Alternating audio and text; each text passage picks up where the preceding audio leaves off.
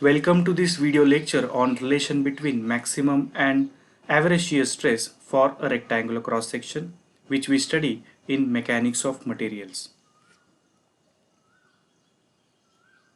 Now before discussing the relation between the average shear stress and maximum shear stress for a rectangular cross section, first of all we should study the derivation of shear stress.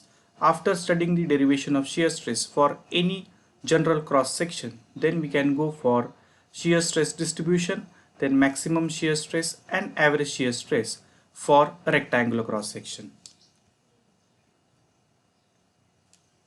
Now to establish the relation between the average shear stress and maximum shear stress, let us consider one rectangular cross section. Now here in this diagram we can see this is a rectangular cross section of a shape ABCD. Now in this shape, if you see the width of this cross section, it is B, and the total depth of this cross section is D.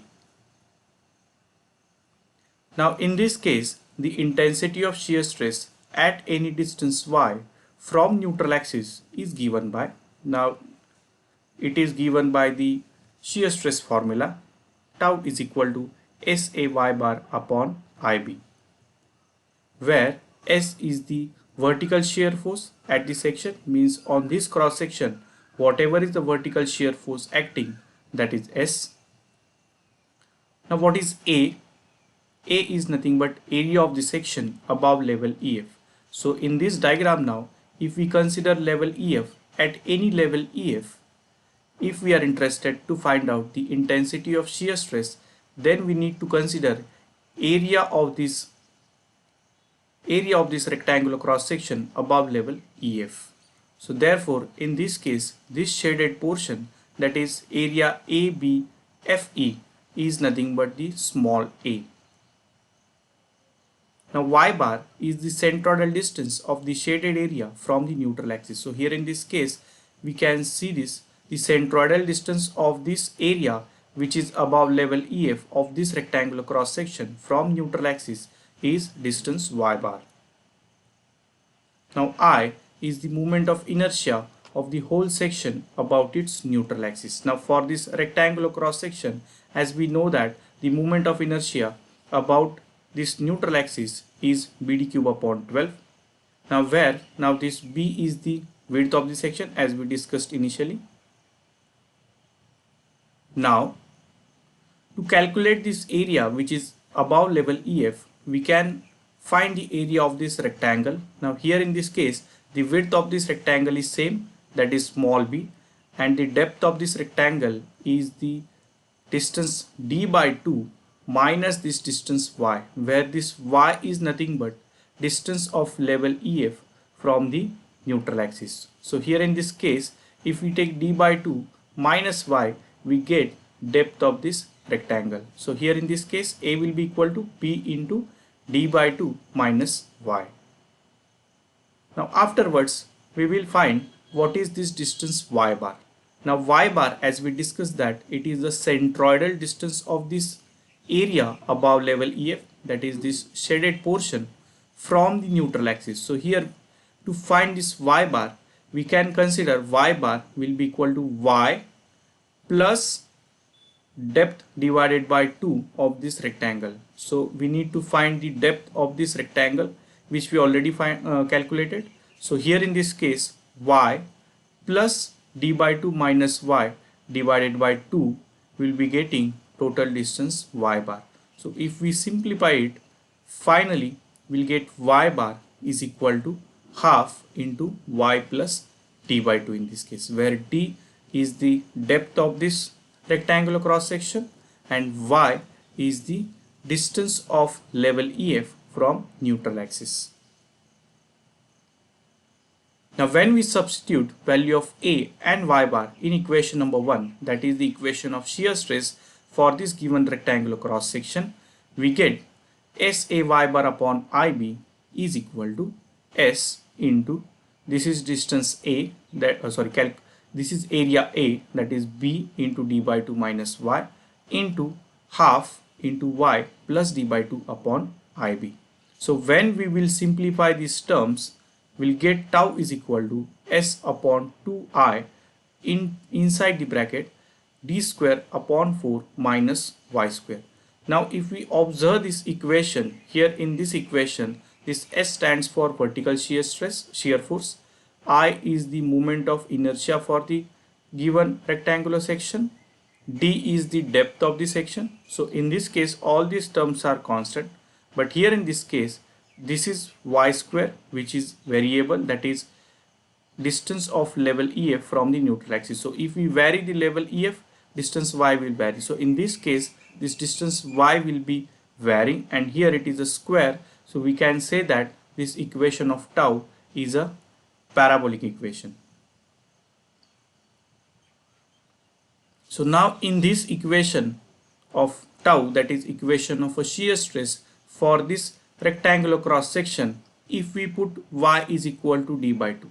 So when we are putting y is equal to d by 2, it means either it is the level which is at the top or the level which is at the bottom. So we can consider it as a top extremity or bottom extremity.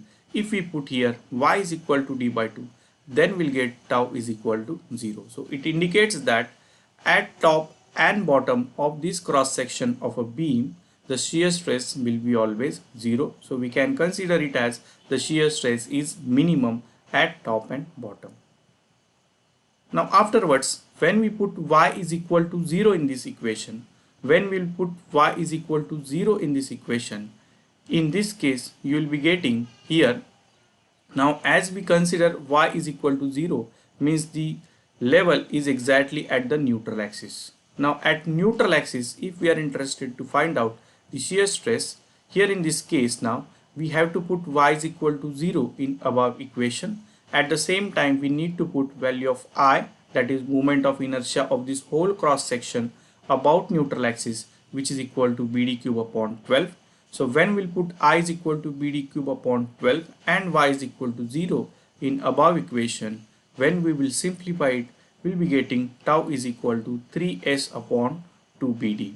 So in this case, when we are putting y is equal to 0, whatever terms left here, we can say that this is the maximum value of the shear stress. So in general, we can say that at neutral axis, where y is equal to 0, means level EF is exactly at neutral axis, we'll be getting the respective shear stress is maximum, and here we obtain that shear stress at top and bottom, we obtain it as a 0 or minimum. So here we can say that the shear stress for a rectangular cross section will be maximum at neutral axis and will be minimum at the top and bottom fiber of a beam. Now it was observed that the variation of shear stress is parabolic. So here we can draw the shear stress distribution diagram for this given rectangular section, as we discussed that here the nature of the variation of shear stress is parabolic. So here we can show it by a parabola, and here the value of the shear stress at top and at bottom, it is 0, and here it is maximum at the neutral axis, that is tau max is equal to 3s upon 2bd.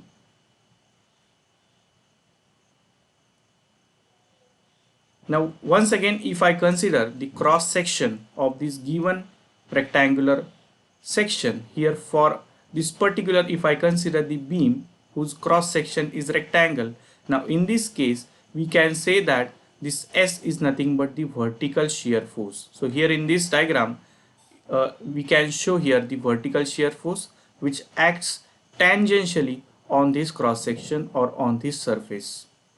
Now for this rectangular cross section, if we are interested to find out the average vertical shear stress, now in this case, as we know that, or though we know that the shear stress is not uniform throughout the cross section, it is 0 at the top and bottom and it is maximum at the neutral axis, but in general we can find out the average shear stress. So in general, as we know the formula of shear stress, that it is shear force upon shear area. So in this case the shear force is S in this case and area is B into D. So in general we can find out the respective average vertical shear stress, that is tau average is equal to S upon BD, where S is the vertical shear force and B and D is the area of this rectangular cross section. So therefore we obtain that average shear stress for any rectangular cross section is equal to S upon BD. Now finally we can establish the relation between the maximum shear stress and average shear stress. So to establish this relation, we can take the ratio of tau max upon tau average, that is maximum shear stress upon average shear stress for a rectangular cross section. As we know that tau max was obtained as 3 by 2 into S upon BD. So we can put here value of tau max in the numerator, and in denominator we can put value of tau average, that is equal to S upon BD. So when we will simplify all this, finally we will be getting this ratio of tau max to the tau average is equal to 1.5. So we can say that the ratio of maximum shear stress to the average shear stress is equal to 1.5. So hence finally we can say that the maximum shear stress for a rectangular cross section is 1.5 times the average shear stress for that particular rectangular cross section.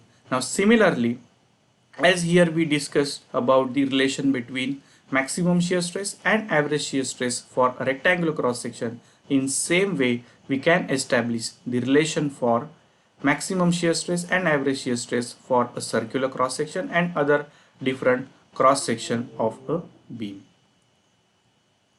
Thank you.